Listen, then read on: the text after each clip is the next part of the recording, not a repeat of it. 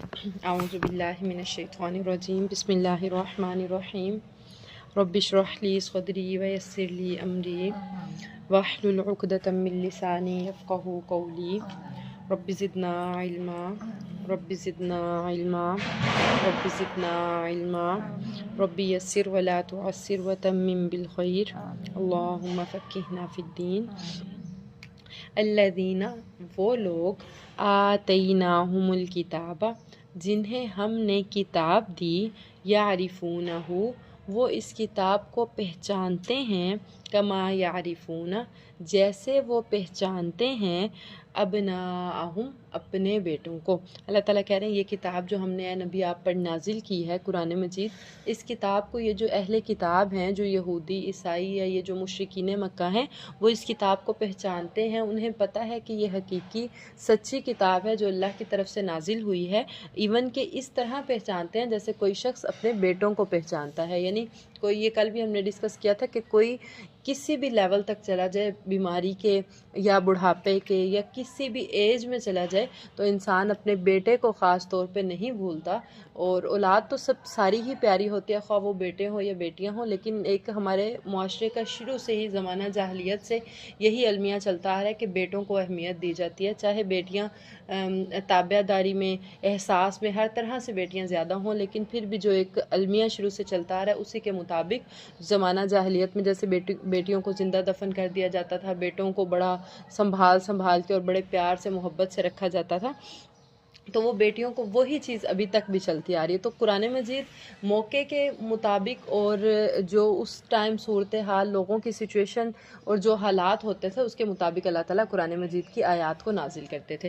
تو اللہ تعالیٰ نے اس وقت اس آیت کو اسی وجہ سے نازل کیا کیونکہ بیٹوں کو بہت اہمیت اور بیٹوں کو بڑا ضروری اور بڑا ایک قیمتی سرمایہ سمجھا جاتا تھا۔ تو اللہ تعالیٰ نے کہا کہ یہ لوگ اس طرح اس کتاب کو پہچانتے ہیں جیسے اپنے بیٹوں کو پہچانتے ہیں، جیسے اپنے بیٹوں کو اہمیت اور سر پہ اٹھا کے رکھتے ہیں، اسی طرح اس کتاب کو بھی پہچانتے ہیں، لیکن مانتے کیوں نہیں؟ کیونکہ حسد ہے، ان میں ضد ہے، بغض ہے کہ یہ جو قرآن مجید جو ہے، اور پھر ان کی سب سے بڑی بات یہ ہوتی تھی کہ یہ کتاب نازل ہوتی تو کسی امیر رئیس زادے پر نازل ہوتی، یہ کیا جس پر اللہ نے اتنی بڑی کلام کو نازل کیا، جو آخری نبی اللہ نے بنا دیا، وہ ایک یتیم ہے جس کا نہ ماں ہے نہ باپ ہے، پھر اس نے اتنی دکھوں میں، اتنی پریشانیوں میں، اتنی مصیبتوں میں اپنی زندگی کو گزارا، تو اس پر اللہ تعالیٰ نے اس کتاب کو نازل کیا، تو یہ ان کی ایک فضول سی وجہ ہوتی تھی جس کی وجہ سے وہ ایمان نہیں لاتے تھے۔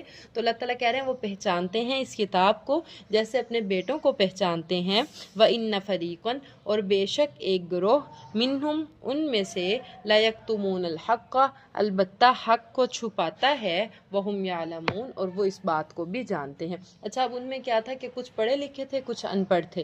جو پڑھے لکھے تھے وہ اس چیز کو جانتے تھے، بعد میں کچھ یہودیوں نے، عالموں نے اسلام قبول کر بھی لیا تھا، لیکن اکثر ایسے تھے جو جانتے بوجھتے بھی، جو ان پڑھ لوگ تھے ان کو بتاتے نہیں تھے کہ ان کتابوں میں ہماری جو ان کی تورات، زبور، ان کتابوں میں واضح طور پر بتایا گیا تھا کہ ایک نبی ایسا آئے گا جو آخری نبی ہے، اس پر ایمان لانا سب کے لیے ضروری ہوگا، خواہ کوئی یہودی ہے، عیسائی ہے، جب وہ نبی آ جائے گا، جب وہ کتاب آ جائے گی، سب نے ایمان لانا ہوگا اس کتاب پر اور اس نبی پر۔ یہ باتیں ساری انہوں نے پڑھی ہوئی تھی، لیکن یہ جو ان پڑھ لوگ تھے، جو پڑھے لکھے نہیں تھے، انہیں پھر یہ نہیں بتاتے تھے۔ وہ کہتے تھے اگر ان کو بتا دیے پھر اسلام قبول کر لیں گے تو پھر ہمارا جو ایک وہ سرکل چل رہا ہے آمدنی کا یا جو بھی ان کے معاملات، ہم نے پہلے پڑھا کہ یہ اللہ کی کتاب کو تھوڑے معاوضے میں بیچ بھی دیا کرتے تھے آیات کو، تو وہی چیز تھی کہ وہ کہتے تھے کہ اگر ہم نے ان کو بتا دیا تو پھر ہم تو اپنے وہ جو کام ہمارا چل رہا ہے یا ہمارا جو سیٹ اپ ہے وہ خراب ہو جائے گا، لہٰذا وہ کسی کو بتاتے ہی نہیں تھے۔ تو اللہ تعالیٰ کہہ رہے ہیں ان میں سے ایک گروہ ایسا تھا جو حق کو جانتا تھا لیکن اس کو چھپاتا تھا۔ لَيَكْتُمُونَ الْحَقَّ وہ چھپاتے تھے حق کو، وَهُمْ يَعْلَمُونَ وہ جانتے بھی تھے کیا صحیح ہے کیا غلط ہے۔ سمجھ آئی؟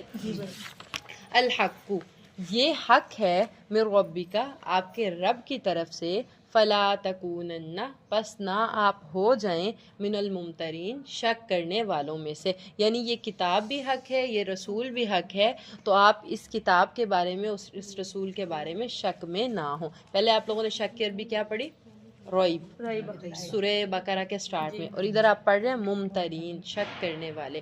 یہ کتاب، یہ رسول حق ہے آپ کے رب کی طرف سے، بس اے لوگو آپ لوگ شک کرنے والے نہ ہو جاؤ۔ سمجھ آئی؟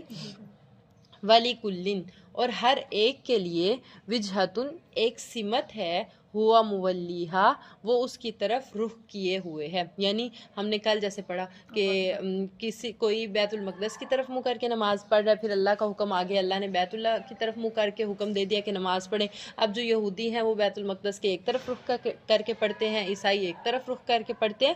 تو اللہ تعالیٰ کہہ رہے ہیں ہر ایک نے ایک سمت بنا لی ہے، وہ اس کی طرف رخ کر کے عبادت کر رہا ہے یا نماز پڑھ رہا ہے. فاستبقوا الخیرات تو اللہ تعالیٰ کہہ رہے ہیں یہ تو فضول کے معاملات ہیں جن میں آپ الجھے پڑے ہو. جیسے آج کل کیا ہے، یہ اہل حدیث ہے، یہ اہل سنت ہے، یہ اہل شیعہ ہیں. بیسک جو ہمارا مقصد ہے اللہ کو ماننا اور اس کے رسول کے احکامات کی اطاعت کرنا. وہ چیزیں تو ہم نے چھوڑ دی. ہم نمازیں نہیں پڑھ رہے تو نہیں پڑھ رہے، ہم والدین کی اطاعت نہیں کر رہے، کوئی مسئلہ نہیں ہے، ہم اللہ کے ساتھ شرک کر رہے ہیں، کوئی مسئلہ نہیں ہے، لیکن ہم ہیں اہل حدیث، ہم ہیں اہل سنت. مطلب یہ ٹیگ ہم نے علیحدہ علیحدہ بنا دیے، لیکن جو حقیقی باتیں ہیں اللہ اور اس کے رسول کی اطاعت وہ ہم نہیں کرتے. تو اسی طرح اللہ تعالیٰ کہہ رہے ہیں ہر ایک نے ایک رخ بنا لیا، وہ اسی کی طرف پھر جاتا ہے یا اسی کی طرف رخ کر کے عبادت کرتا ہے. فاستبقوا الخیرات تو اللہ تعالیٰ کہہ رہے ہیں ان ساری باتوں کو ایک سائڈ پہ کر دیں، پس نیکیوں میں بھلائی کے کاموں میں آگے بڑھیں. فاستبقوا پس سبقت لے جائیں، الخیرات نیکی کے کاموں میں. وَلِكُلٍّ وِجْهَةٌ هُوَ مُوَلِّيهَا ہر کسی کے لیے ایک سمت ہے، وہ اسی کی طرف رخ کیے ہوئے ہے. پس آپ نیکیوں میں آگے بڑھتے رہیں. اینما تکونوا اینما جہاں کہیں بھی تکونوا آپ ہوں گے، یأتی بکم اللہ لے آئے گا اللہ آپ کو، جمیعا سب کے سب کو. یعنی کوئی جو ہے کسی بھی قبلے کی طرف منہ کر کے نماز پڑھ رہا ہے، جس نے جو بھی اپنے اوپر ٹیگ لگا لیا اہل حدیث، اہل سنت یا جو بھی ٹیگ کسی نے لگایا ہوا ہے، سب کو اللہ تعالیٰ نے قیامت والے دن اپنی طرف اکٹھا کر کے بلا لینا ہے. اینما تکونوا یأتی بکم اللہ جمیعا جہاں کہیں بھی تم ہوگے، دنیا کے کسی بھی کارنر میں تم ہوگے، اللہ تعالیٰ تم سب کو اکٹھا کر کے اپنے پاس میدان حشر میں اکٹھا کر لیں گے. ان اللہ علی کل شیء قدیر کیونکہ اللہ تعالیٰ تو ہر چیز پر قادر ہے. ان کے لیے کوئی مشکل نہیں ہے کہ وہ دنیا کے کس کونے سے کس کو کہاں سے اکٹھا کریں، وہ سب کو ہی اکٹھا کر کے اس میدان میں جمع کر لیں گے. اگلی آیت بھی اسی آیت سے ملتی جلتی ہے، سن لیں. وَمِنْ حَيْثُ خَرَجْتَ یہ آپ نے پچھلے کل والے سبق میں پڑھا کہ نہیں پڑھا؟ ہاں، وَمِنْ حَيْثُ اور جہاں سے بھی خرجتا آپ نکلیں، فولی پس پھیر لیں، وجہ کا اپنا چہرہ، شطر المسجد الحرام مسجد حرام کی طرف. اب کیا حکم ہے کہ جب ہم سفر میں جاتے ہیں تو آپ نے اگر نماز پڑھنی ہے سفر میں، تو آپ نے ایک دفعہ جب آپ کی گاڑی سٹارٹ ہوئی ہے یا آپ کسی بھی چیز میں سفر کریں تو آپ نے سٹارٹ لے لینا ہے قبلہ کی طرف منہ کر کے. پھر وہ گاڑی کا رخ جہاں بھی جائے جیسے بھی ہو مسئلہ نہیں ہے، پھر آپ اپنی نماز پڑھ سکتے ہیں. مطلب جب آپ نے اپنی نماز کو شروع کرنا ہے نا تو آپ نے کوشش کرنی ہے کہ آپ کا منہ قبلہ کی طرف ہو. اگر ادھر بیٹھے ہیں قبلہ کی طرف تو وہ تو ٹھیک ہے، ہاں، لیکن اگر ادھر بیٹھے تو رخ ایک دفعہ قبلہ کی طرف کرنا. نہیں ایک دفعہ نہیں، گاڑی کا رخ قبلہ کی طرف ہو. یعنی وَمِنْ حَيْثُ خَرَجْتَ ہاں جہاں سے بھی آپ نکلیں بس اپنے چہرے مسجد حرام کی طرف پھیر لیں. اس کے بعد پھر گاڑی موڑ آتے ہیں یا چینج ہوتی رہتی ہے، پھر مسئلہ نہیں. آپ نے اپنی نماز جو پڑھنی ہے وہ آپ نے اپنی قبلہ طرف منہ کر کے نماز اپنی پڑھنی ہے. مطلب کہ چلتی گاڑی میں بھی نماز پڑھی جا سکتی ہے، بالکل پڑھی جا سکتی ہے نماز. اور جہاں سے بھی آپ نکلیں بس اپنے چہرے مسجد حرام کی طرف پھیر لیں. وَإِنَّهُ لَلْحَقُّ مِن رَبِّكَ اور یہی بات آپ کے رب کی طرف سے سچی ہے، حق ہے. وَمَا اللَّهُ بِغَافِلٍ عَمَّا تَعْمَلُونَ ترجمہ کریں.